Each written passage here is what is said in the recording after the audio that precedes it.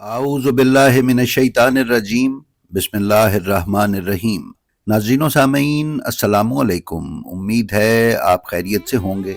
नाज़रीन, हमारी आज की वीडियो का उन्वान तो आपको थंबनेल देखने से मालूम हो ही गया होगा।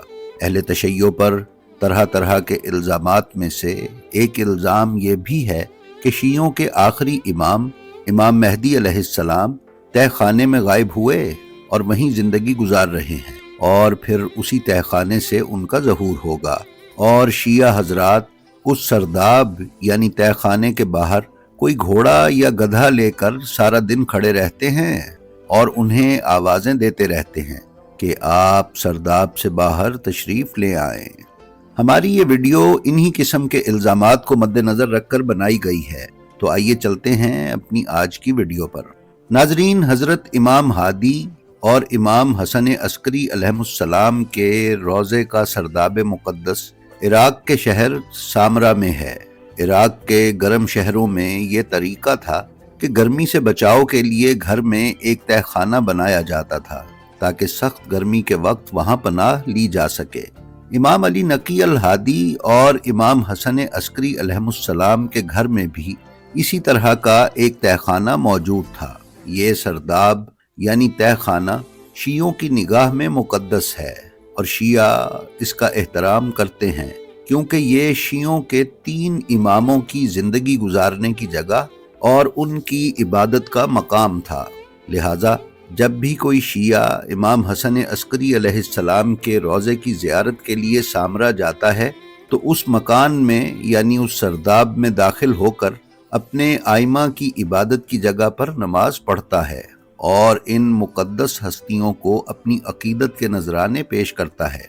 नाजरीन, शियाने अहले बैत पर लगाए जाने वाले कुछ गैर मुनासिब इल्ज़ामात में से एक इल्ज़ाम ये है कि शिया अकीदे के मुताबिक इमाम मेहदी अलैहिस्सलाम सामरा के एक सरदाब यानी तहखाने में गायब हुए और अब तक उसी में ज़िंदगी गुजार रहे हैं और आखिरकार उसी तहखाने से ज़हूर फरमाएंगे। ये इल्ज़ामात यहीं पर बस नहीं होते कि इस सिलसिले में ये भी कहा जाता है कि अहले तशय्यो हर दिन उस सरदाब के बाहर किसी सवारी के साथ इमाम मेहदी अलैहिस्सलाम का इंतज़ार करते रहते हैं और उन्हें वहाँ से निकल कर आने के लिए आवाज़ें देते हैं। शमसुद्दीन इब्न खलकान जो 681 हिजरी में फौत हुए, इस सिलसिले में लिखते हैं कि शिया कहते हैं कि हज़रत मेहदी अलैहिस्सलाम अपने वालिद के तहखाने में दाखिल हुए जबकि उस वक्त उनकी वालिदा उनकी तरफ नज़र कर रही थी। फिर आप वहाँ गायब हो गए और फिर उससे बाहर नहीं आए। ये सन 265 का वाक़या है। उस वक्त आपकी उम्र 9 साल के करीब थी। इसी तरह इब्न तैमिया ने मिनहाजुल सुन्ना में लिखा है कि शियों के बेवकूफ़ाना कामों में से एक काम ये है कि शियों ने इमाम मेहदी अलैहिस्सलाम के लिए एक जगह मुअय्यन की हुई है और वहाँ पर ये लोग इंतज़ार करते रहते हैं। जैसा कि सामरा के सरदाब के बारे में ये लोग ख्याल करते हैं कि इमाम मेहदी अलैहिस्सलाम उसके अंदर गायब हो गए हैं। शिया सवारी के लिए खच्चर या घोड़ा वगैरह वहाँ रखते हैं ताकि इमाम वहाँ से निकलें तो उस पर सवार हो सकें। ये लोग सुबह से शाम तक वहाँ पे आवाज़ें देते हैं कि ए मौला निकल आएं, ए मौला निकल आएं। शिया वहाँ असलहा नयाम से निकाल कर घुमाते और फिराते रहते हैं जबकि वहाँ उनसे लड़ने वाला कोई नहीं होता। जो सामरा में होते हैं वो लोग नमाज वक्त पर नहीं पढ़ते इस खौफ से कि कहीं नमाज के वक्त इमाम वहाँ से निकलें और उन्हें इमाम की खिदमत का मौका ना मिल सके। ये लोग मगरिब के नज़दीक जल्दी जल्दी खशू व खुजू के बगैर नमाज पढ़ लेते हैं। जो लोग सामरा से दूर होते हैं मसलन अहले मदीना वगैरह, तो वो माह रमज़ान के आखिर में या दूसरे अय्याम में मशरिक की तरफ रुख करके बुलंद आवाज़ से फरियाद करते हैं और इमाम मेहदी को उस सरदाब से निकलने की दरख्वास्त करते हैं। नाजरीन, इब्नुल क़य्यम ने भी बग़ैर किसी तहकीक और आंखें बंद करके अपने उस्ताद की इन्हीं बातों को किताबुल मनारुल मुनीफ में नकल किया है। वो लिखते हैं कि इमाम मेहदी के बारे में चौथा नज़रिया इमामी राफ़ज़ियों का ये है कि इमाम मेहदी का नाम मोहम्मद बिन हसन अस्करी है جس کا انتظار کیا جا رہا ہے۔ وہ حسین بن علی کی نسل سے ہے۔ وہ چھوٹا سا بچہ تھا جب وہ سامرا کے سرداب میں داخل ہوا تھا۔ یہ 500 سال پہلے کی بات ہے۔ اس کے بعد نہ کسی آنکھ نے اسے دیکھا ہے، نہ اس کے بارے میں کوئی خبر ملی ہے، نہ اس کا کوئی نشان ملا ہے۔ امامی شیعہ ہر روز سرداب کے دروازے پر کھڑے ہو کر اس کا انتظار کرتے ہیں اور اسے آوازیں دیتے ہیں کہ اے ہمارے مولا تو نکل آ، اے ہمارے مولا تو نکل آ۔ پھر وہ ناکامی و نامرادی کے ساتھ واپس لوٹ جاتے ہیں، اور یہ ان کی عادت اور ان کے ہاں موجود ایک رسم ہے۔ ناظرین، شمس الدین نے اپنی کتاب العبر فی اخبار من غیر میں امام مہدی اجل اللہ تعالی فرجہ الشریف کی ولادت پر تصریح کے بعد شیعوں پر اس طرح الزام لگایا ہے کہ ان رافضیوں نے امام مہدی کا لقب صاحب الزمان رکھا ہوا ہے، اور یہ شیعوں کے 12 اماموں میں سے آخری ہے۔ اور ان کی گمراہیوں میں سے مزید یہ ہے کہ یہ لوگ گمان کرتے ہیں کہ یہ سامرا کے سرداب میں داخل ہوئے اور اسی میں مخفی ہوئے ہیں، اور ابھی تک اسی میں زندگی گزار رہے ہیں۔ اسی طرح ابن خلدون نے اپنے مقدمے میں لکھا ہے کہ شیعوں میں سے بعض لوگ یہ خیال کرتے ہیں کہ محمد بن حسن العسکری، جن کا لقب مہدی ہے، وہ حلہ میں موجود سرداب میں غائب ہوئے ہیں۔ اس وقت آپ اپنی والدہ کے ساتھ زندان میں تھے، آپ وہاں غائب ہوئے اور آخری زمانے میں وہاں سے ظہور فرمائیں گے اور دنیا کو عدل و انصاف سے بھر دیں گے۔ یہ لوگ اس جملے کے ذریعے اس حدیث کی طرف اشارہ کرتے ہیں جو ترمذی میں امام مہدی کے بارے میں موجود ہے۔ یہ لوگ ابھی تک ان کے انتظار میں ہیں اور انہیں امام المنتظر کہتے ہیں۔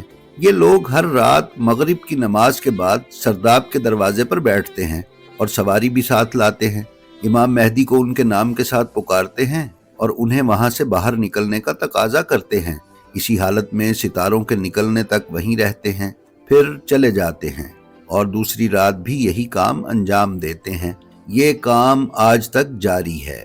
ناظرین، مشہور تاریخ دان ابن اسیر جزری نے لکھا ہے کہ رافضی لوگ دعویٰ کرتے ہیں کہ آپ سامرا کے ایک سرداب سے ظہور فرمائیں گے۔ اس کی کوئی حقیقت نہیں ہے، اس کے بارے میں کوئی روایت موجود نہیں ہے۔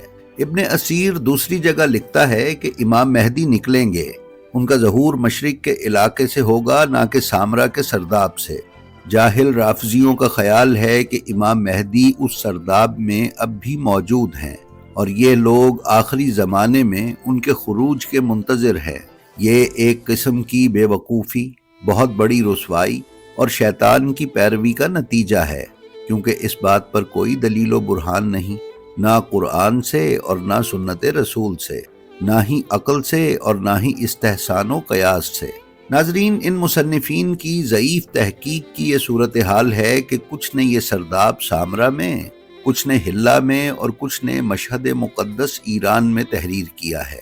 بعض نے کہا ہے کہ طول تاریخ میں شیعوں کا نماز ظہر اور عصر کا ایک ہی ساتھ پڑھنے کی وجہ یہ ہے کہ ان کے امام مہدی سرداب میں مخفی ہوئے ہیں، اور شیعہ ظہر اور عصر کی نماز کو مغرب کی نماز تک تاخیر سے پڑھتے ہیں تاکہ امام آئیں تو ان کی اقتداء میں نماز پڑھ سکیں۔ اور جب یہ لوگ نا امید ہو جاتے ہیں اور سورج تھوڑا تھوڑا تاریکی کی طرف چلنا شروع کرتا ہے تو یہ لوگ مرغ کی طرح آوازیں نکالنا شروع کرتے ہیں، پھر دونوں نمازوں کو خضوع و خشوع کے بغیر اور بغیر جماعت کے انجام دیتے ہیں اور نا امید ہو کر واپس پلٹتے ہیں۔ شیعوں کے اس کام سے اللہ کی پناہ۔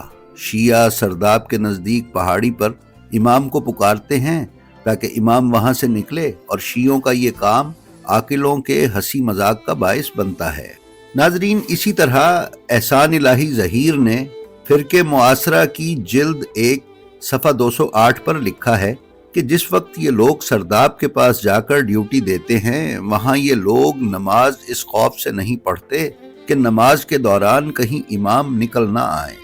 ناظرین، یہ صرف چند نمونے ہیں، اگرچہ یہ باتیں واضح دلیل ہے کہ اس قسم کی بے وقوفانہ باتیں کرنے والے شیعوں کے عقائد حقہ اور صحیح نظریات سے لا علم ہیں۔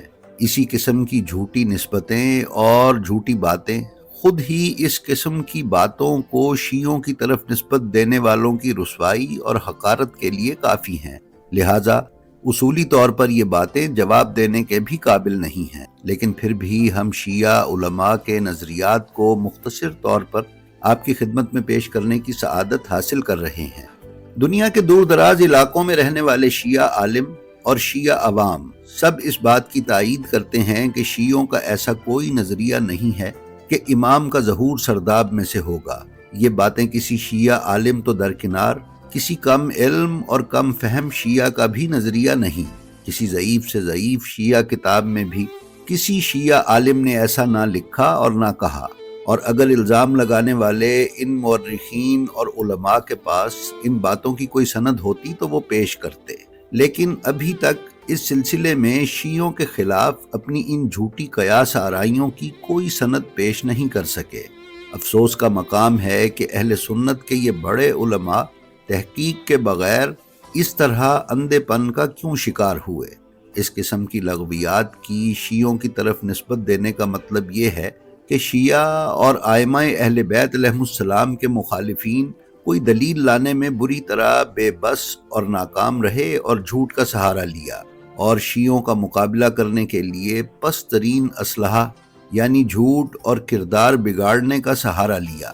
شیعوں کو نیچا دکھانے اور اپنے مکتب کی حقانیت اور مشروعیت کو ثابت کرنے کے لیے ان لوگوں کے ہاتھ دلیل اور منطق سے خالی ہیں۔ تاریخ اٹھا کر دیکھا جائے تو دنیا کے ہر شہر میں شیعہ موجود رہے ہیں اور شیعوں کی کتابیں بھی لوگوں کی پہنچ میں تھیں، لیکن اس کے باوجود ان لوگوں نے شیعوں کی طرف بغیر تحقیق ایسی باتوں کی نسبت دی۔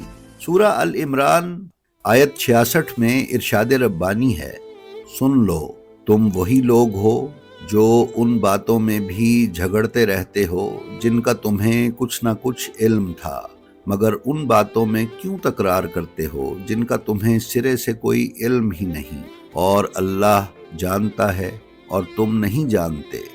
ناظرین، کیا اس قسم کی تہمتیں لگانے والے اس آیت قرآنی پر پورے نہیں اترتے؟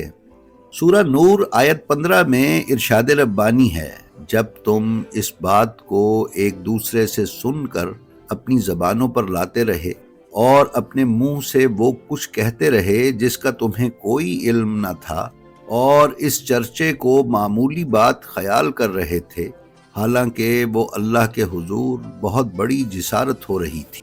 شیعہ علماء نے اس قسم کی تہمتوں کا منہ توڑ جواب دیا ہے۔ علامہ امینی نے ابن قمیسی اور ابن تیمیہ کے جواب میں لکھا ہے کہ یہ جو سامرا کے سرداب کی جھوٹی داستان کی نسبت شیعوں کی طرف دی گئی ہے، یہ نسبت انتہائی گھٹیا اور پست درجے کی ہے۔ قمیسی سے پہلے کے مصنفین نے بھی اپنی کتابوں میں ان چیزوں کی نسبتیں دی ہیں، لیکن قمیسی نے دوسری باتیں مثلاً گدھا ساتھ لانا اور 1000 سال سے ہر رات اس عمل کو دہرانے کا الزام لگایا ہے، جبکہ شیعہ اپنے آخری امام کا اس سرداب میں غائب ہونے اور اس میں زندگی گزارنے اور اس سے ظاہر ہونے کا عقیدہ نہیں رکھتے۔ شیعہ اپنی روایات کے مطابق اس بات پر اعتقاد رکھتے ہیں کہ امام مہدی اجل اللہ تعالی فرجہ الشریف مکہ معظمہ میں خانہ کعبہ سے ظہور فرمائیں گے۔ کسی بھی شیعہ مورخ یا عالم نے سرداب سے امام کے ظہور کا نہیں لکھا اور یہ نہیں کہا کہ آپ سرداب میں غائب ہیں۔ سامرا کا سرداب ائمہ اہل بیت علیہم السلام کے گھر کا حصہ تھا۔ اس دور میں گرمی سے بچاؤ کے لیے سرداب اور تہ خانہ بنانا ایک عام رواج تھا۔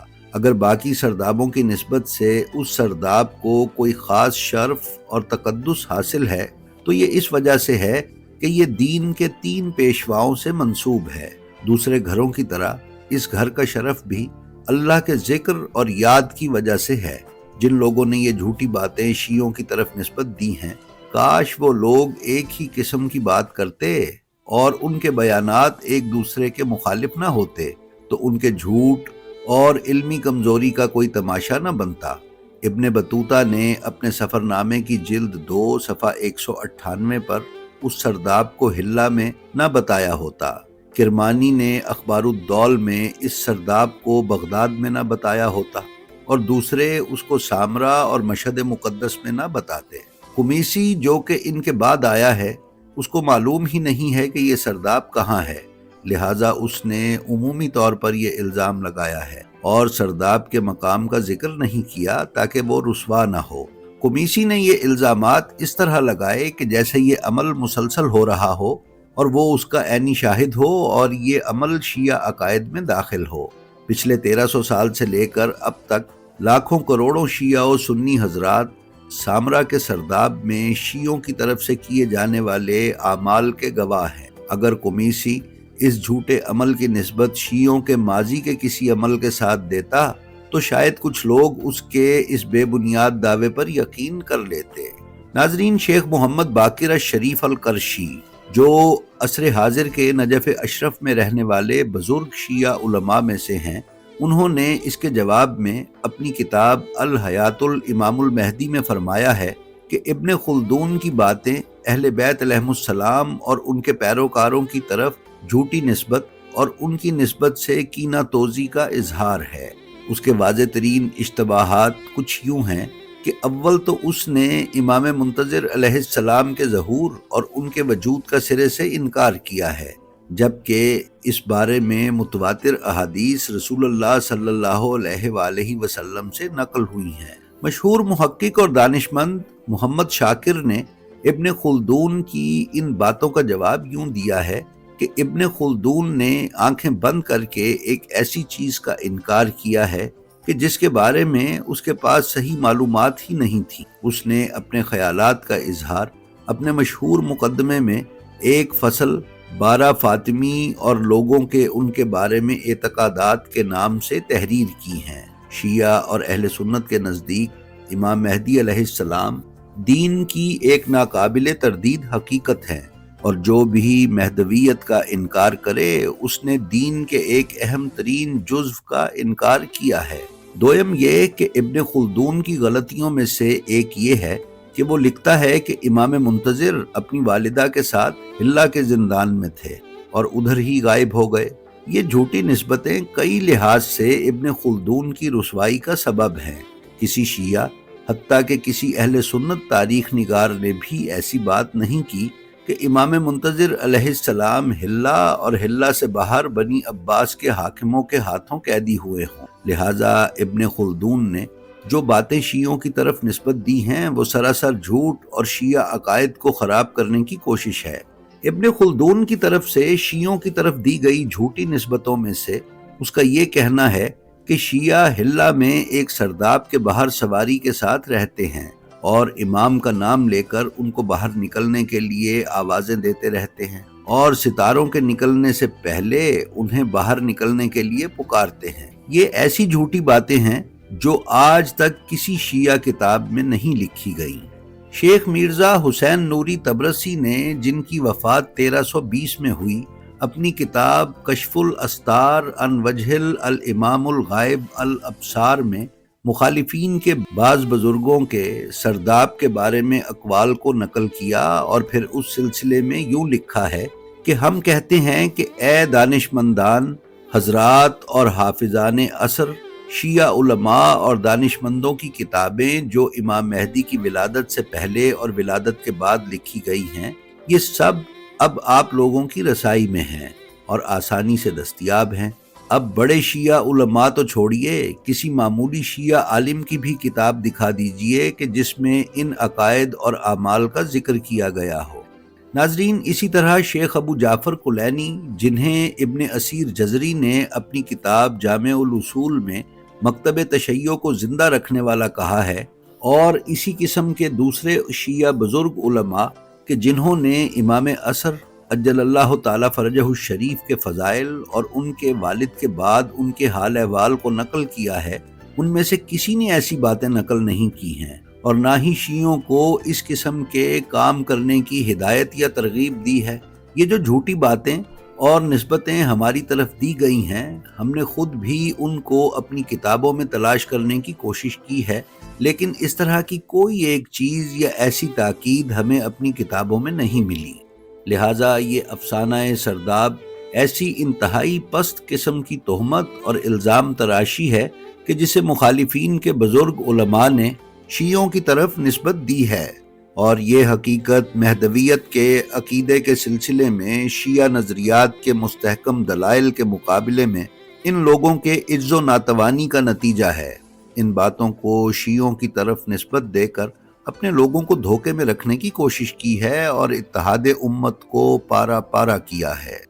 جی تو ناظرین، یہ تھی ہماری آج کی ویڈیو۔ ہمیں امید ہے یہ آپ کو پسند آئی ہوگی۔